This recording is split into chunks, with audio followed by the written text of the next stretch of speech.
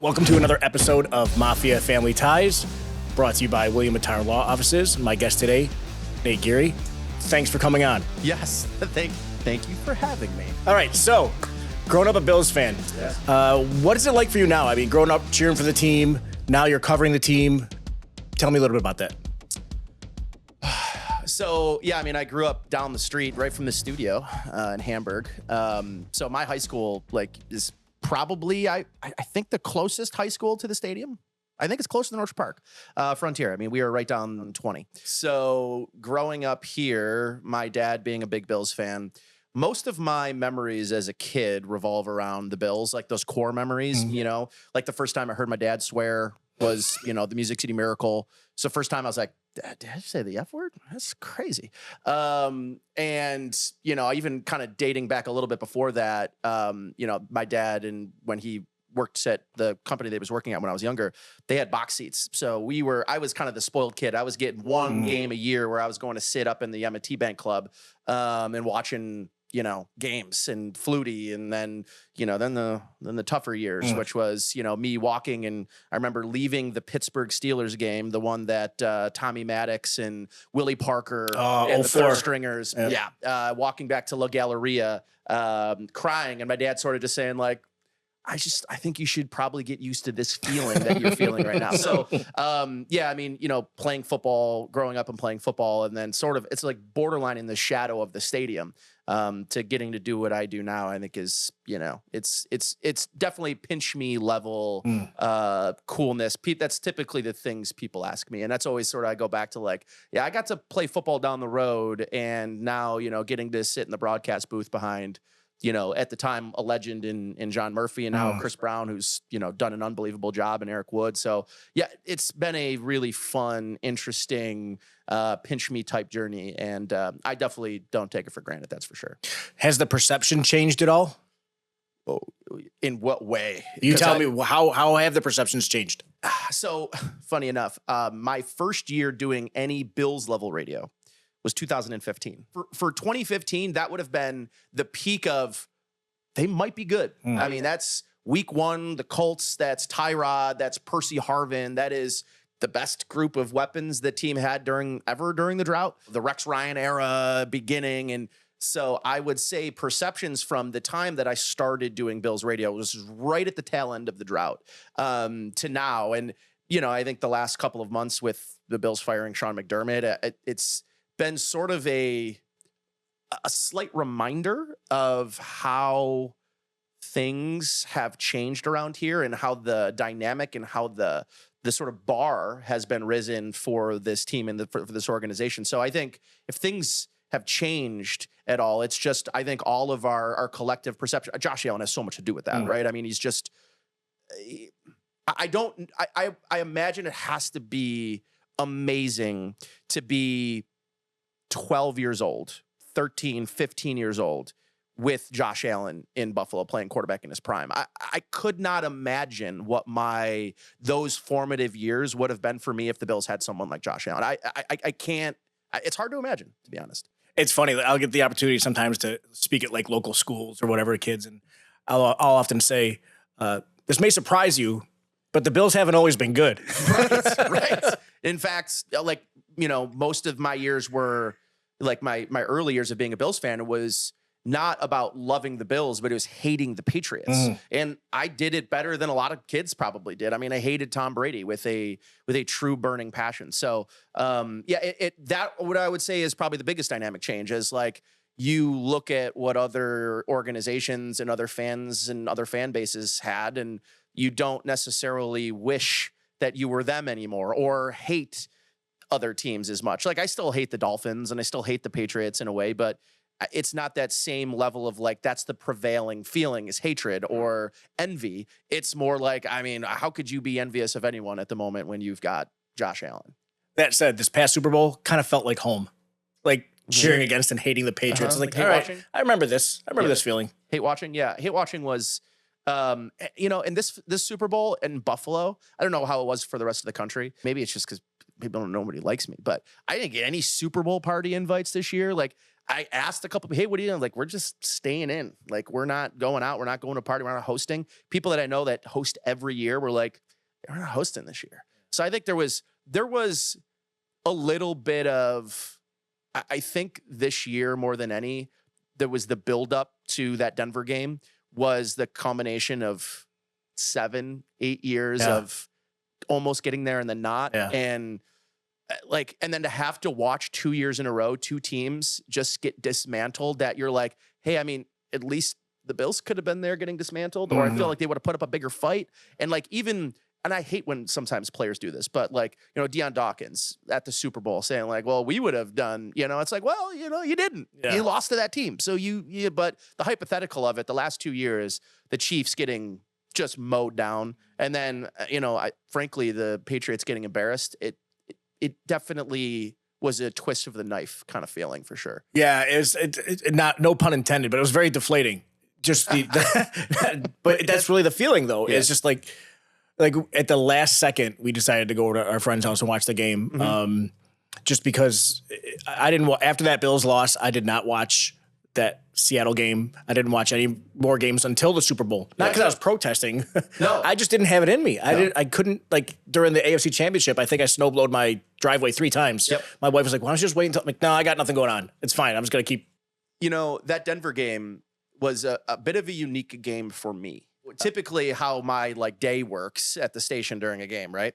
I'm there, I'm watching the game, doing halftime, sticking around, taking notes, doing what I can to prepare for my postgame show. It was at the point, you know, I mean, if everybody remembers that game at halftime, it didn't feel, the Josh Allen fumble might have broke me. I left the station, I went home, which I've never done. I'm a long time doing this, never done it. And I went live a couple of times on Twitter because I'm like, I'm sitting at home alone. I can't do this alone. Usually there's people around me. Like I can yell at Derek Kramer or something, you know?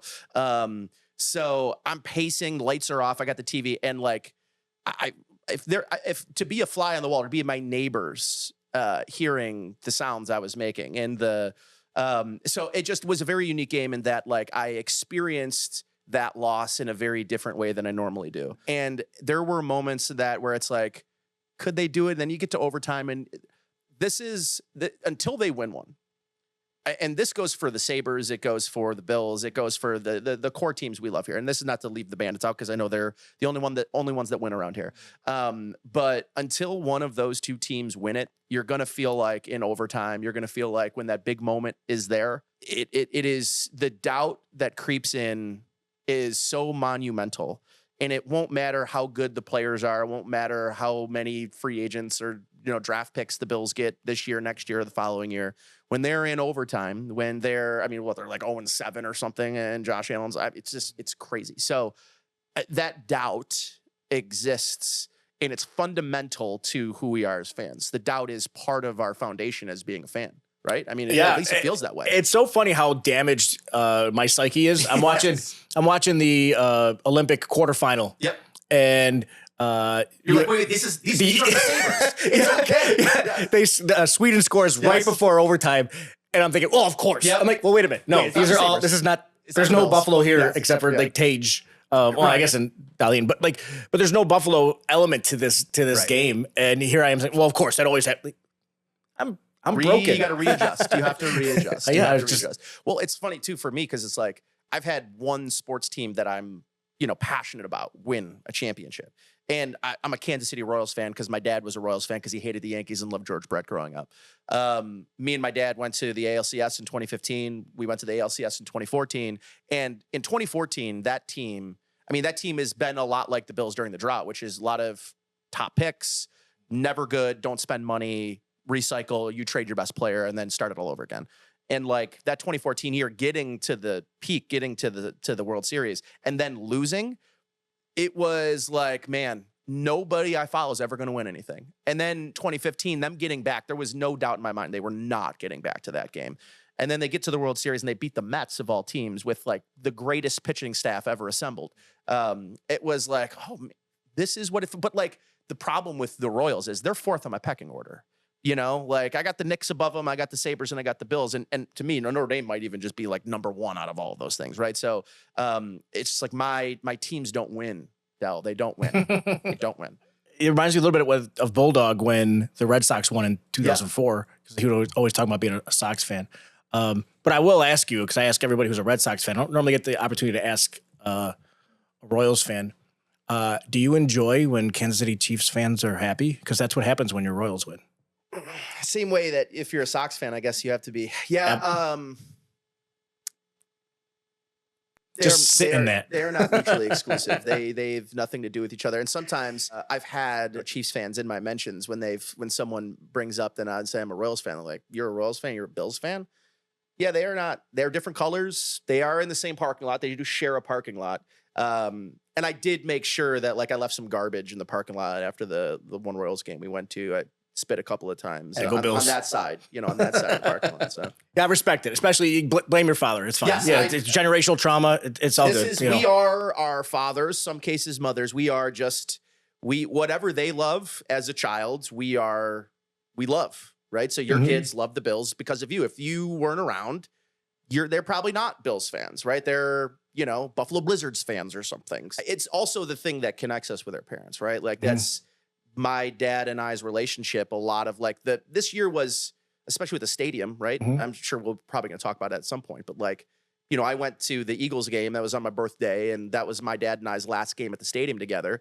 And that's a family affair. I mean, the stadium, the games there is like, that's spanning 20 something years, at least a game every year together. So we had season tickets together for 4 or 5 years. So I spent a lot of time in that stadium with my dad. And that's how you build. I mean, that's most of the stories we talk about when we're on vacation, we're in a car ride, we get that time together. It's like, remember that game? Remember, the Steelers game? Like those are just, those are core memories. And my dad's a part of most of them. Yeah.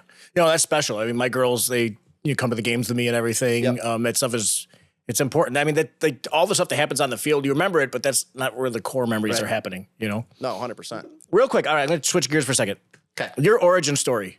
Tell me how this came about. Everybody hears you, talking on GR, sharing your thoughts on the Bills and analysis, and you've done some stuff with Cover One. You picking apart the game and everything. But how'd that all come together? There's two people that I kind of go back to that, to this day, I kind of credit for changing my tune on what I wanted to do with my life. I was, making funnies with Zach before this, but like, when I went to college, I was really focused on playing football. And it doesn't matter if you're playing Division III, ECC, community college, Division I, there's always this thing in the back of your mind, like, well, I'm going to do this for the rest of my life. I'm going to go pro. And, it's just, all I got to do is just be in front of the right people. And, college was I think a big eye opener for me when I played a couple of games my freshman year, and I'm the 175 pound soaking wet.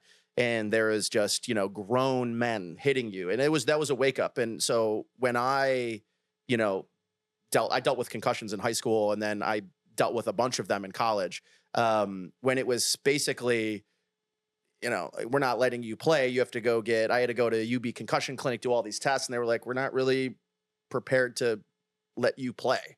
So that was kind of a big moment in my life where I was like, okay, well, I'm going to college. Should do something with that. I was just a general studies major. Shout out. All right. General That's how I studies, started. And I took a writing for the news class with a gentleman named Brian Meyer. Brian was an editor at the Buffalo News, did a lot of stuff with City Hall and local politics. I did my first paper, and he pulled me aside and said, do you have an advisor? I was like, no. Do you have a major? No. He's like, all right, well, meet me on Monday morning. Come to my office. He's like, this is like the first A I've given out in 2 years in my class. I'm a very hard grader. You should be a communications major. You should be my advisee, and like, let's roll. And so I started doing that. And then I took a class that Jerry Sullivan and Joe Biscaglia both spoke at. And Joe B gave me his number. Never met Joe before. He just said, hey, if you ever need anything, call me. Because I stayed after class because I was like, this is amazing. This is what I want to do. He got me an internship. I worked Monday, Wednesday, Friday from 5 a.m. to 10 a.m. Then I'd go to school until 5 p.m. and then I'd work at Dick's Sporting Goods from 5 to 10. And I did that 6 days a week, pretty much, from my junior year of college all the way to, after. So I was board hopping for 15, 20 for UB women's basketball games, and then kind of worked my way up. And I also credit a lot. So like people are like, well, football, you just grew up playing football. I mean, playing quarterback, you do kind of have you have to know stuff. You have to know other people's responsibilities. But like I had a coach my junior year who made me question whether or not I even liked playing football anymore. But those are always kind of the best coaches. When you think back, it's like I kind of hated him in the moment, but I really appreciate it. He still every, holiday and birthday will text me, hey, happy birthday. Hey, Merry Christmas. Happy New Year. But he coached under Brian Kelly at Cincinnati, and he was the quarterback's coach. And he made everyone, he reminded everyone with his Sugar Bowl ring that he had. He was Tony Pike's quarterback's coach. He showed me how to watch film. He showed me how to hate film, showed me how to do a lot and understand football at a level that I'd never been coached before. So like Coach Forrest will always sort of be like the guy that I look back and say like, hey, when I watch this stuff, I know what I'm looking at because of what, that guy just blitzed into your brain, even though, at 5:45 a.m. on a Tuesday morning before classes. So yeah, my origin story is really just kind of like, I feel like a pretty regular story kind of guy. I took an internship and worked hard and got some lucky breaks. And, Howard retired, Matt Collar left. And like all of a sudden these openings happen and, you step in, you hope for the best and you prepare for that kind of stuff and you take opportunities and you run with them. So it's always my advice to kids too. I was like, well, I was like, go start your own podcast. Go take the board op job for the UB women's team. Go take the board op job for the Buffalo Bisons. Cause it gives you opportunities to be around people. And it's reps, right? It is reps. It's all about reps. Yep. It truly is. It truly is. You were the post game for the January 2018 win over the Dolphins. Yes. Yes, it was. What was that like? Because I have to imagine it's a culmination of like all these internal feelings. Like you just mentioned crying on the way, leaving the Steelers game in 2004. And now here you are and you have to actually pull yourself together.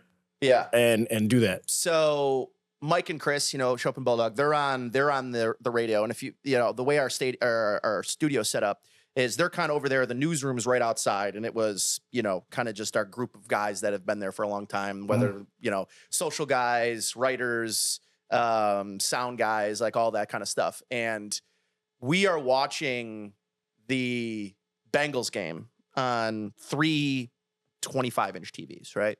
And there's a couple of times where I know like we've been so loud during games where it's like, I know we've caught Mike's attention and Mike's like trying to, do his job and like talking to microphone. He's like kind of looking over like, what are you like, could you guys shut up, please? And I just remember that game, it's something you can't manufacture. Like you can't manufacture the level of organic joy, the feeling of like, finally, that's what I would say overcame that newsroom. Like, hugging and yelling and enjoying it and then going on air. And I remember after the show, I'm calling my roommate. I'm like, we're going out. Like we are going out all night. Everyone's like, we're going to he's like, do you want to go to the airport? I'm like, I'll tell you what I'm not going to do. I'm not going to stand outside in, 5-degree weather, but I will go drink 500 Guinness somewhere.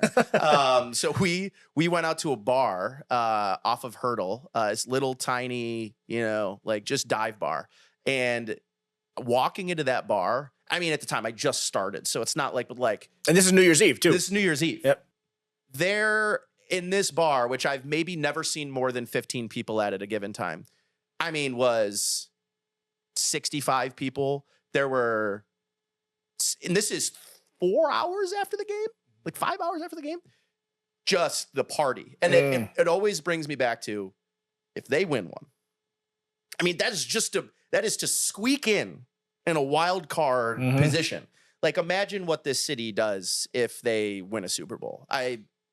It's hard to fathom. I try not to think about it. You try not to think about the what ifs in life. It's the one what if. It's the Great White Buffalo. Truly. Absolutely. Truly. I just thinking back to last year, the eve of the AFC Championship. You remember like those feelings from like, 5 years prior or whatever it was, and then or 4 years prior, and then just I'm old, so I remember like the Super Bowl back in the 90s, just that feeling like, is it happening? Oh my gosh, is it gonna? And I remember I went to bed and I was so convinced. I was nervous, and I went to bed and I had some dream or something, and I was like, oh wow, I think I dropped the Commanders and the Bills went to the Super Bowl. So I'm like, this is great. Like, this is okay. Like, I don't normally like read into that stuff, but I'm like, I just woke up confident. And then the Commanders lost, and I was like, okay. And honestly, too, how good of a story would it have been? Bills Commanders, like rematch. Yeah. And Jaden Daniels that season was just unbelievable. It was fantastic. Yeah. All right, so growing up, do you have an earliest Bills memory? Like the first thing you remember? First thing, well, there's one that's like kind of blurry, and I talk to my dad about this game all the time. There's a Jacksonville Jaguars game, where, and I can't remember. Maybe it's Eric Mold. Somebody's in the back of the end zone, or no, okay, it was the Jaguars make a catch in the back of the end zone, and the Bills defensive back pushes him out of bounds. And at the time, you couldn't do that, right. And so the Bills, I want to say it was like an overtime game. This is like 98, 99, but like my first true like Bills memory, like core memory, is the Music City Miracle. Hearing my dad say things I've never heard him say before, but also just remember like not understanding. I mean, this is 99, so I'm 8 years old. Not understanding quite like, wait, why is that? Dad, explain to me a lateral. Like why isn't? So yeah, that's why I would say like people my age, 34 years old, our first core memories are absolute heartbreak, but we start where the drought starts. Yeah. That is just a tough life to live. All of my middle school, high school, into college is Dick Duran and Mike Malarkey and like just people that it's what I imagine being a Jets fan's like. Like every year. Yeah. It's funny. I've had several people on here that's their first memory. I think wasn't it Brother Bill? I think that was his first memory. I think Brother Bill and I are the same age, so that makes a ton of sense to me. Just a whole generation just almost lost. Almost lost. Yeah, Josh Allen has done quite a bit for our generation, the lost generation, we'll call ourselves. Yeah, absolutely. At least you were found. Yes, correct. We were found. Favorite player growing up? Ooh, favorite player growing up. Drew Bledsoe's right up there for me. But I'm going to throw you a curveball on favorite player. Larry Centers. Okay. Something about the mouthpiece, the visor, 37, like right. I mean, he is right up there for me as favorite Bills player growing up. And I know we only had like a 2-year stint with him, but he was my. He was the featured player, I think, on one of the Maddens one year when you would switch to the Bills. It showed Larry Centers. And when I would play Madden, I put Larry Centers at running back. Like, because I'm making all of my bootleg fullback passes to Larry Centers. And I should probably squeeze in one other guy because I had 3 of his jerseys, was Antoine Winfield. All right, that's fair. So yeah, those are kind of my core guys. The Bills are going to have some opportunities here. Who would you like to see them bring in? Well, Mr. Loaded Question, I would like to see Alec Pierce. I don't think he's going to make it to free agency. I think the Colts are going to do everything they can to keep him. He is just like, I think it's 26 years old, deep threat, fast, big. He is just everything the Bills don't have in their wide receiver room. So like, to me, Alec Pierce is number one on that list of like, that's my new current crush. So Alec Pierce for me. Yeah. Not a big volume guy. No. But I think a lot of time those guys aren't necessarily big volume guys until they go to an offense where they're really featured. I think the second half of last season was really where he became the featured piece, and that offense started moving the ball down the field. Pete Prisco, CBS, mentioned this yesterday. He said something that I'm like, I'm not sure if he's got insider information. He does tend to be a bit of an insider.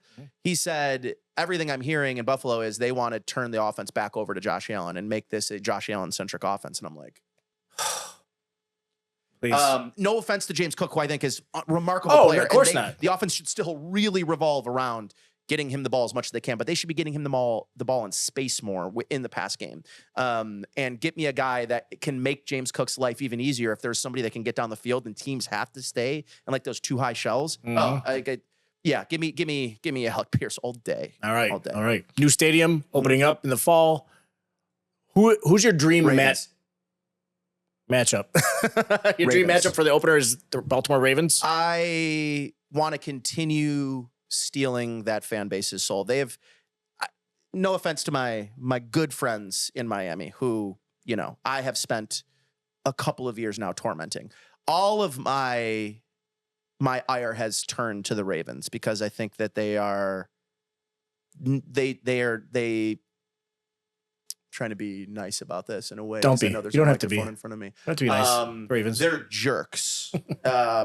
You know, the things that, and I get it. Part of it is they want to defend their quarterback and they think their quarterback's better than the Bills quarterback. And you sort of have this like jockeying of opinion. I think Lamar Jackson's an unbelievable player. And I think Josh Allen's an unbelievable player. And sometimes I wish we could all just appreciate the unbelievable level that both of those guys play at. But it's about my guy over your guy and the dismissive nature of that franchise. And Josh Allen's pretty, you know, I would say mostly dominant performances against them, both when it really kind of matters, right? So give me the Ravens. I would love to stomp them out again on week 1. Yeah, it 2 was years in a row. Yeah, it was great.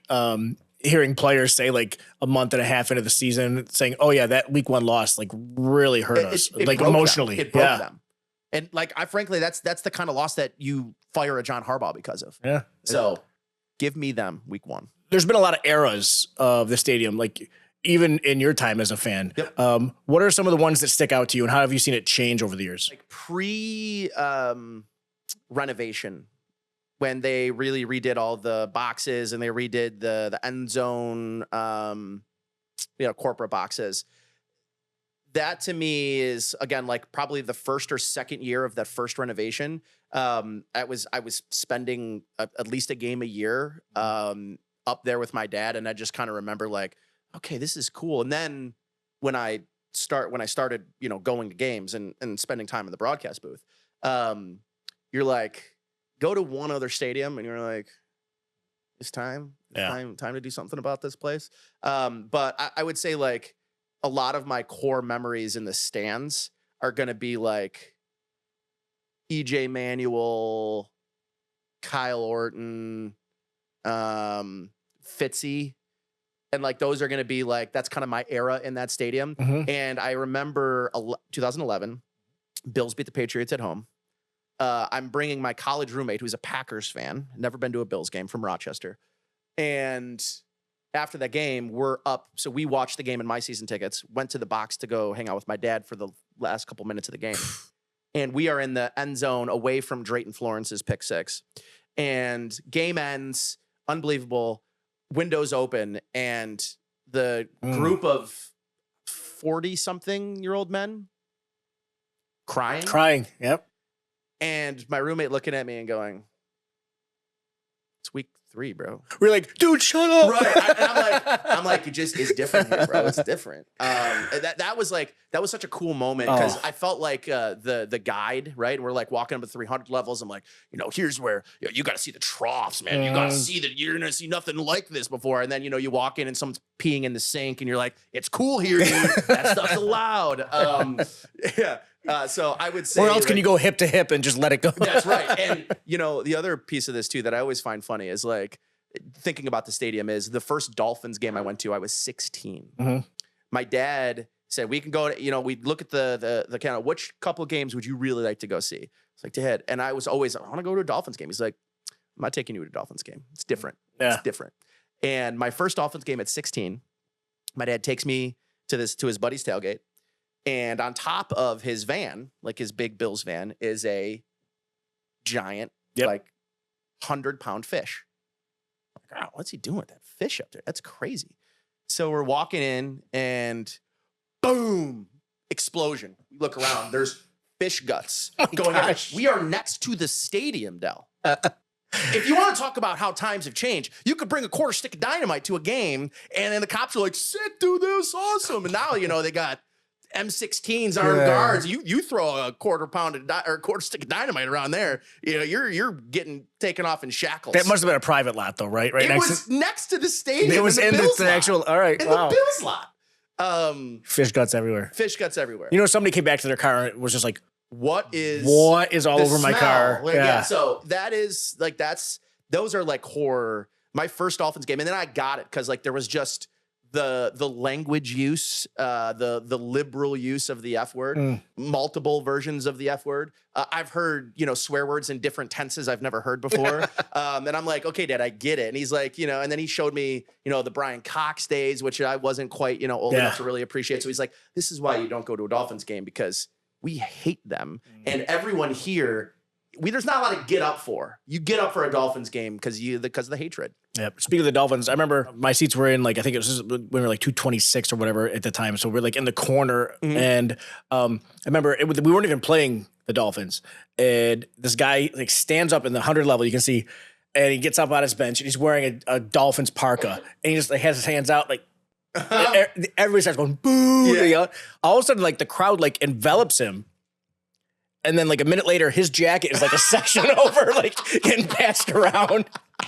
They did not beat him up, but they did rob him. They did, yeah, exactly. Yeah. They actually probably helped him. They did. He would have got he would have gotten beaten up at some point. Yeah. So they did him an early favor in that. Yeah, game. and I have no idea what happened to his body, but his jacket was gone forever. Yeah, for sure. All right, so new stadium. If you could add anything, you're probably pretty familiar with what's going to be there now, right? Like, and if you can add something that last second, Terry's like, all right, I got you. I'll make sure we take care of it. Like, what can you add to the new stadium, or what would you add? There needs to be a Van Miller.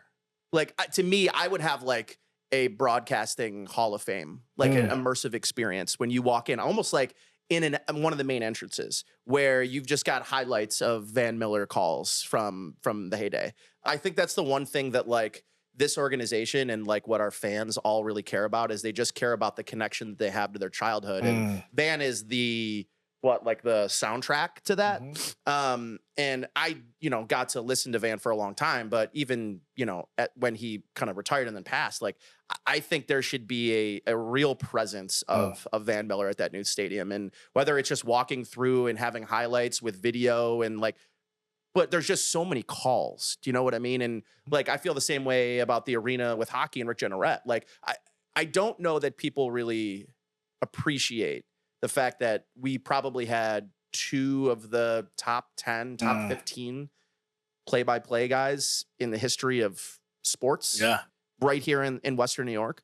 So something involving a remembrance and an appreciation for Van Miller. I love that. I actually grew up like a block away from him in Tonawanda. Really? Yeah. And he was always the house that we knew gave away whole-size candy bars. Yeah. Those houses, every kid in the neighborhood knows which ones you hit. Yeah, you know which house. So big shout out to the Millers for that one. Okay, so in terms of Bills media, I'm going to switch gears again. Being local, covering the team, regional, hyper-local, everything that's going on with the team. And then you turn on ESPN and you got the talking heads spouting their opinions or whatever. Whether it's the fan base, the team, the region, both, all three, what do you think the national media gets wrong about? Everything? All right, a couple examples. Yeah, I try to always keep this in mind. I think everyone should keep this in mind is if you are Stephen A. Smith, if you're one of these people that is on TV, and this is why I give a guy like Dan Orlovsky so much credit because he's right a lot. There are 15 games, 12, 14, 15 games a week happening. To be caught up on and to watch every game of every snap of every team and understand it's so difficult. So it's why local media ends up being, I think, such an important key role to coverage for your favorite team and especially now the access we all have to the Erics, right, of Cover Ones of the world. If you want really in-depth or really base level, you have a Rolodex of options in Western New York. And that goes with every market. But I just think that capturing especially I found myself during which, I guess they were right about this. I felt very strongly there was no way Sean McDermott was getting fired. Me too. It didn't matter how it happened. I was like, they're not going to do it. They're going into a new stadium. I think I had a couple of tweets like, hey, if I were you, I'd put the next paycheck on the house on one of these, platforms that want to put the Bills firing Sean McDermott odds. Like, put the house on it, guys. Put the house on it. A lot of people reminded me of that tweet. Yeah, somebody's homeless right now, thanks to Nate Geary. Thanks to me, yeah. But I think it's the little things, it's the details, it's the understanding of how different a market like Buffalo is versus LA versus Miami, and not being here all the time, I would never expect them to know that, you know? So I do think there's just that disconnect between how unique of a market the Bills are. They're one of 32. And that, I think that like is what needs to be said. They are one of 32 and they might be the most unique. And like, I give the Bills, Green Bay, you know, some of these historic franchises, like they just have a different feel to them than if you've ever gone to another stadium. That's why I hate what the Raiders have done.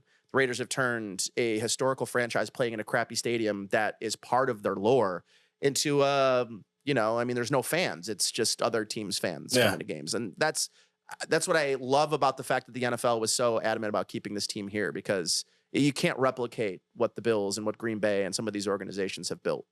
Yeah, the Raiders to me are a lot like, almost like how the A's have just been the A's. Yeah.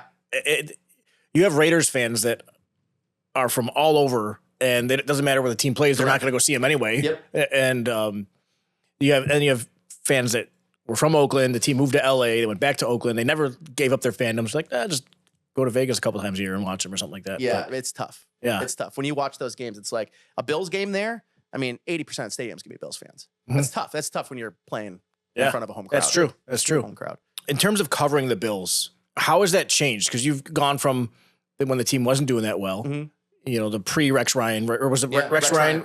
Yeah. So into now, how has that changed? A lot more eyeballs, I'd imagine. I would say wins are great, but losses, because there are so few of them, right? There has been so few of them. There's more. Like after people always ask me, like, do you love doing post game? And I'm like, I do. Like some people don't. Like not everyone there that does post game loves doing post game. I love it. If I could do just post game, I would. But like after losses, I would say is best for losses are great for business, because the phone lines, whether it's home or away, the phone lines are jacked up, ready for people just to tell you why they lost or who's terrible and who needs to be fired. And so I will say, like, you know, back in 2015 when there was losses, they felt a lot like the wins. People were calling it just the exhaustion. I mean, people were exhausted of the drought. So now the wins matter, but the losses matter more. And I think that's the biggest difference from, you know, pre-drought to post-drought Bills. Yeah, whenever there's a loss at home and I know I'm going to be stuck, man. I think I may have mentioned this to you in the past, and I know I'm going to be stuck in the car for 3 hours just to leave the property. Only a slight exaggeration. There's actually been games where I've walked out, the Bills have lost, like, I cannot wait to hear what Nate has to say. Yeah. Not even the calls coming in, but I mean, it's you're a good listen. You're a good listen. I'll say this about the Bills. I have been at times, and people ask this question a lot, you know, do they ever, you know, get mad or like, you know, I have a great relationship with Bills PR. Like, you know, Derek and Kevin are great people. And they've only ever said good things to me, like nice things, complimentary things. And there are times I've torched them and gotten mad. And sometimes, I don't know, people say I'm overly negative, but like what I love about that show is it gives me an immediate reaction. And sometimes I like being on after Mike and Chris, because sometimes my immediate reaction isn't always the right one. So getting the extra hour to kind of sit on some stuff, like for instance, like after that, you know, Denver game, I'm glad that I wasn't on right away, because I think all of me wanted to blame the referees for that game.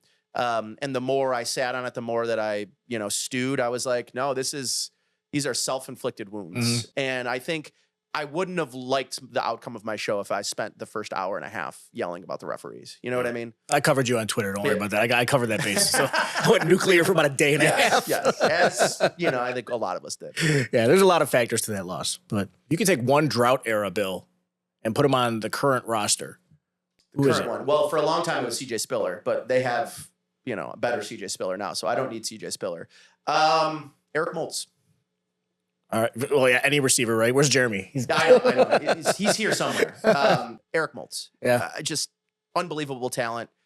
Played with terrible quarterbacks. Give me that guy 10 times out of 10 on this team, specifically this team. Yep. Yeah, dude's a beast. Yes. Right? Yes. I've seen recent photos on Facebook where dude's still a beast. Still a beast. Which, you know, I mean, when you have that, you probably don't lose it. I mean, he just was a natural freak of nature.